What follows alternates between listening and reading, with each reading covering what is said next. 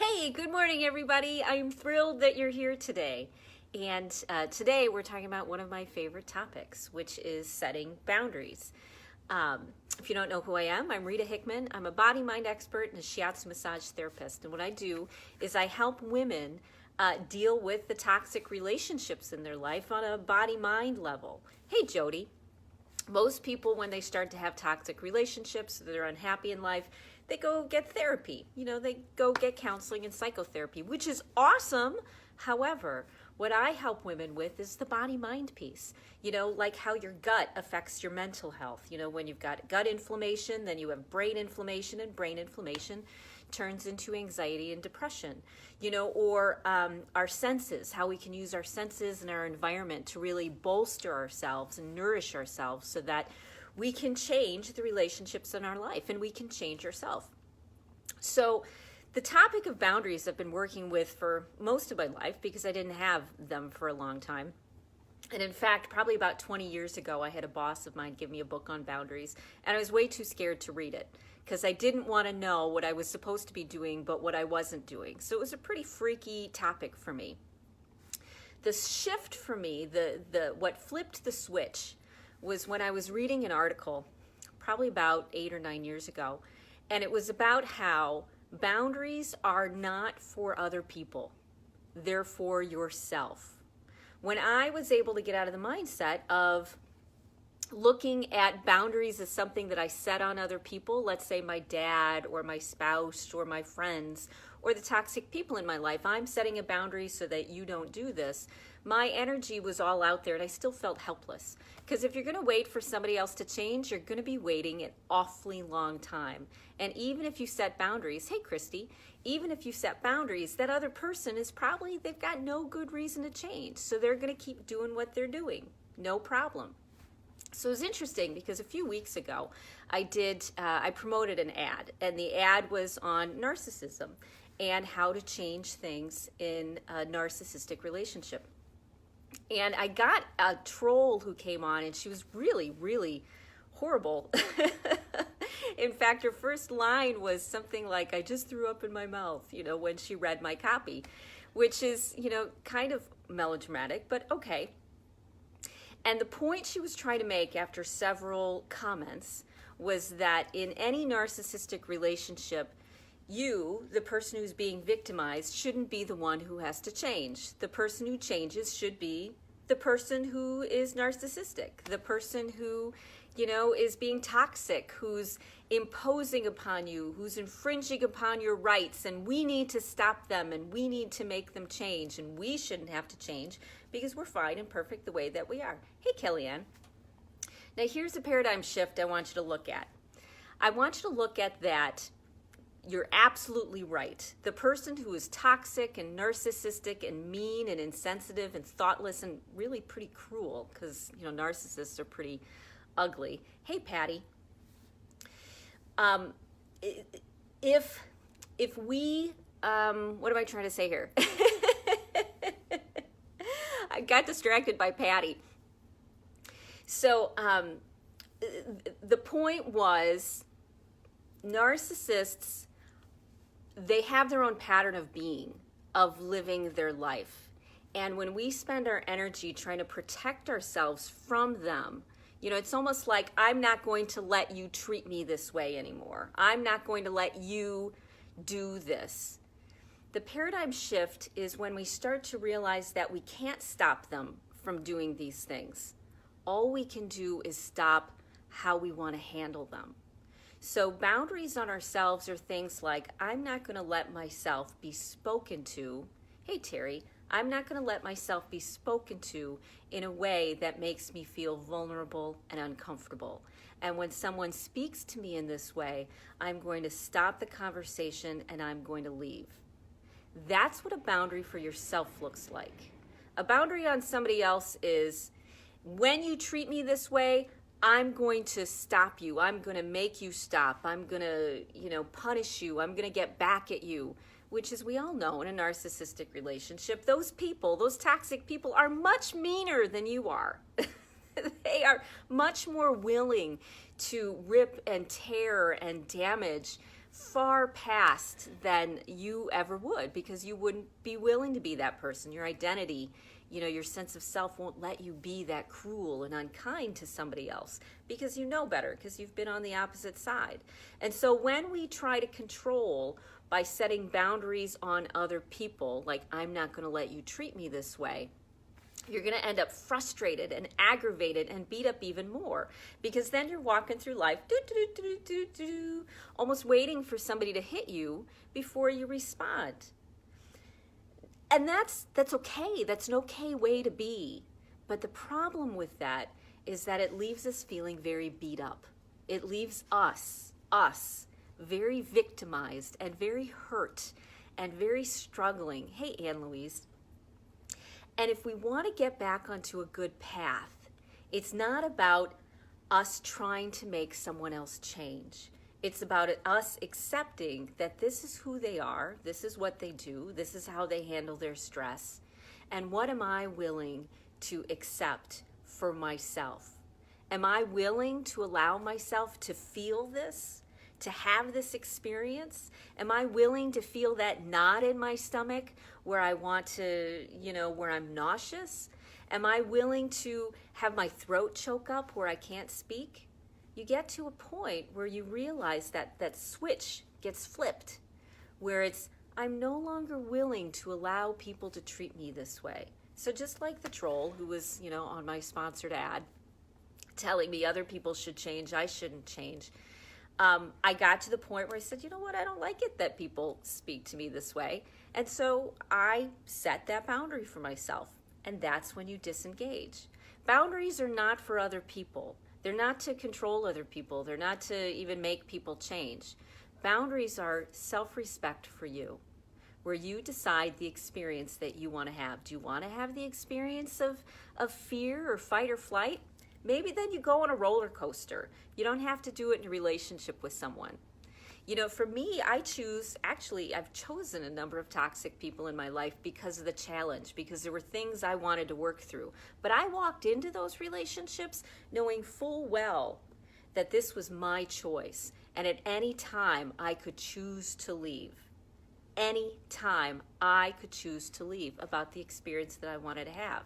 And that let me go through the healing that I needed to go through, to have the stuff come up, the triggers and the emotions, to have those things come up. But if it was someone that I don't want to do this work with, that I don't trust enough to help me, deal with my inner self, if they aren't high enough quality, then I can choose to find someone different to help me on my healing path. Jody says, thank you. You are most welcome, Jody. You're leaving a narcissist after 14 years. Congratulations for loving yourself enough to decide you don't want to live that life anymore. Because believe you me, decades go by where we the victims, are trapped in emotions because we feel like we're being bombarded. And as the world gets more toxic, as people get more stressed out, it's like the rules are, there are no rules. People feel very comfortable anymore expressing their innermost rage on the people around them because they don't know how to control it. They don't know how to handle it. And it's easy. It's easy just to get mad and yell at somebody, or yell at your dog, or yell at your spouse, or yell at your kids. It's so easy to do that for people. But the thing is when we make that shift, as I said, of it's not about controlling them. It's not about waiting around, waiting for someone to punch us in the face emotionally, and then wonder what we're going to do about it. Because now we're in fight or flight, right? Now we're in that other brain. I think it was Einstein that once said, we can't solve a problem from the same brain, from the same mindset that the problem was created in.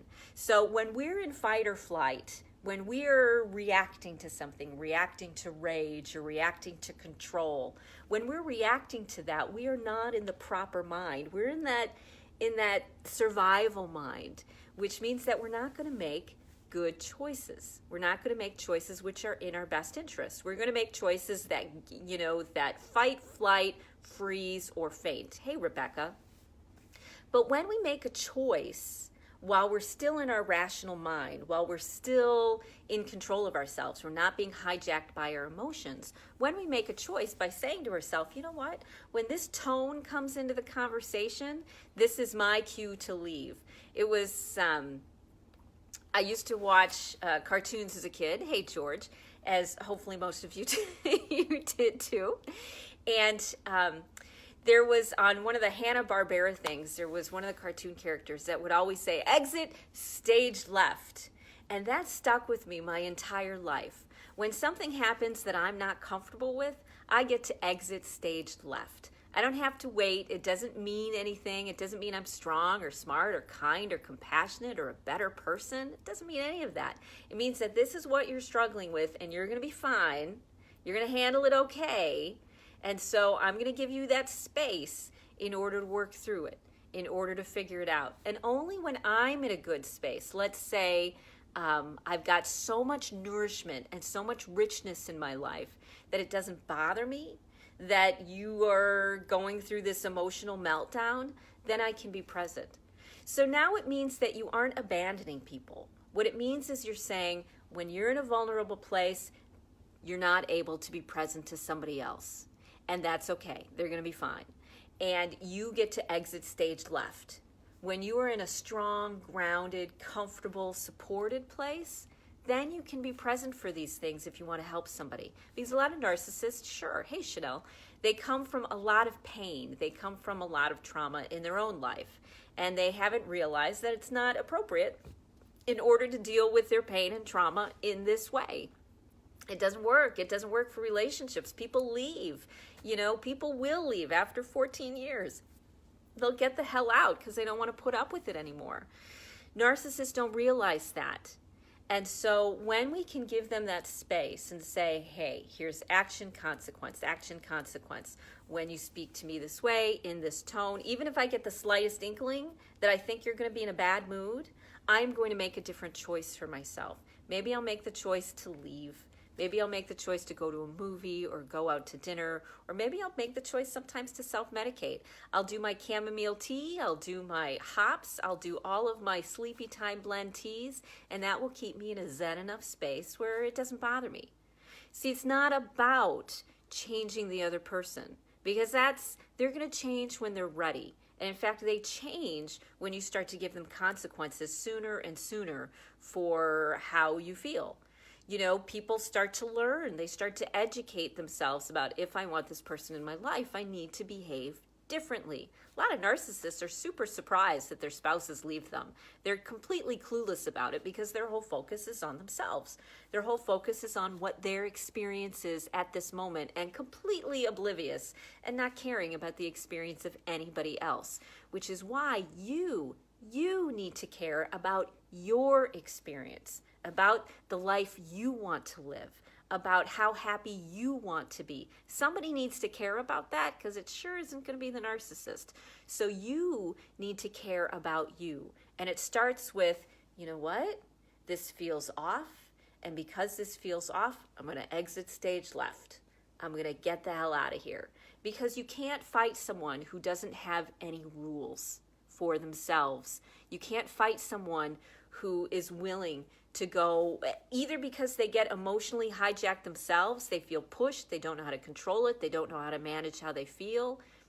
Okay, but the only way they're going to learn how to manage how they feel is by learning how to manage it, and not in ways that corrupt your experience. So boundaries, the best boundaries are the ones that you set for yourself, and not the ones you set for anybody else. They're the ones that say, I am no longer willing to tolerate X, Y, Z. And when this happens, this is how I'm going to handle it. And the cool thing is when your spidey senses are out, you can tell when someone's, gutted for you. You can tell when someone's got that energy around them. You're probably very, very sensitive to it. You know what? Trust that sensitivity. Honor that sensitivity. Chanel says you can't reason with someone who is unreasonable. Exactly, because they're not in their right mind either. I once had a really good friend who worked in a factory, and what they would do is they'd get, everybody in the factory was always trying to pick fights with each other. always, picking on each other and pushing each other's buttons. It was just this sort of environment. And so what they did is they purposely got into a fight with somebody who started one. And then about halfway through, they said, is this how you want this to turn out? Is this what you like? Is this the relationship you want to have? He came from a place of being centered and positive and in control of himself. It was rules and guidelines for himself. You only let yourself go so far before you say, you know what, you're on your own and you're going to be fine. I'm sure you'll figure it out. You're an adult. You've got resources. You've got people who love you. And clearly you've survived this long, so you're going to be okay. It's time for you to respect the life experience you want to have before decades, before 14 years, 20 years, 50 years go by. And you find that you spent your whole life not loving and respecting your own inner experience. You're not as tough as you think you are. You are, you're resilient that way, but life is so much bigger than reacting and responding to toxic people. And in this world, you are not going to get away from them anymore. They're everywhere. They're on your phone while you're lying in bed. They're in the car next to you on the interstate. They are not going anywhere, and toxicity is everything. And so you have to choose. It's time for you to choose who you want to be and what life you want to live. And when you start to notice that things aren't going in the direction, the experience that you want to have, then you have a game plan in place. This is how I'm going to handle it. This is what I'm going to do. And let's say that one doesn't work. Let's say you tried it and it failed miserably. That's okay. You're going to try another thing. Because the key is to follow the boundary before you get emotionally hijacked, before you are out of control and your nervous system is just doing what it's got to do to survive. You want to set boundaries while you're still the one in control, while you're still the one who's rational, not when you're pushed to the wall. So you keep your spidey senses out. When things start going the wrong direction, you follow game plan number 1, whatever that may be, which you've decided, the script you're going to say or the action you're going to take, which is protective of your experience, and then you follow that.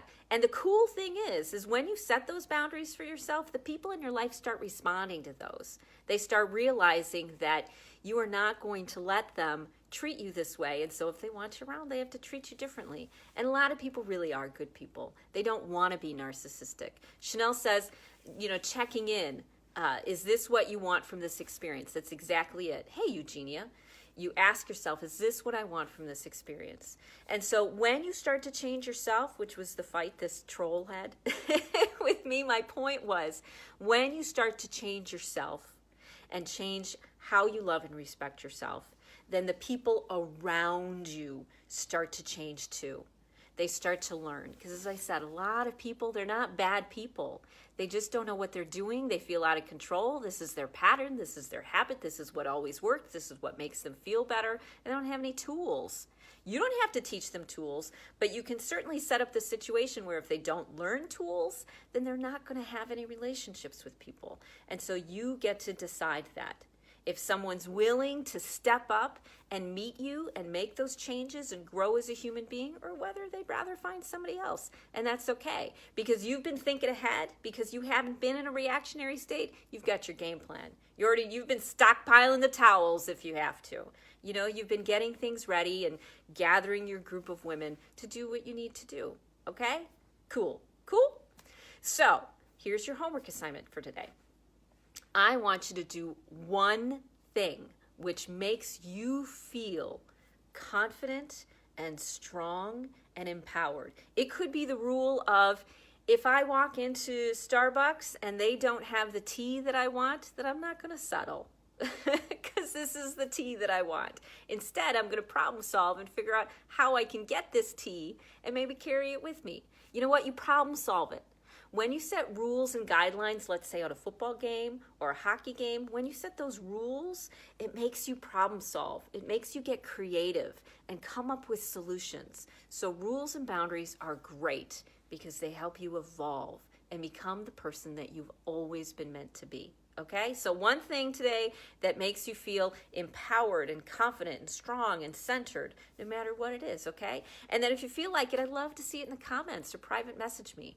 And if you get stuck, if you're feeling stuck, let me know. I've got a number of packages. My specialty is coaching women through this. I've got a 3-month intensive where a lot of people after the 3 months, they've got a better job, or they've chosen to leave their romantic relationship, or they've found a new, better romantic relationship, and set the ground rules at the beginning. This is what I help women do, make those big life transitions when it comes to toxic people and taking back control of how they feel and what the rest of their life is going to look like, okay? So like, love, share, comment on other people's comments, and thank you so much for being here today. And I will see you tomorrow morning, okay?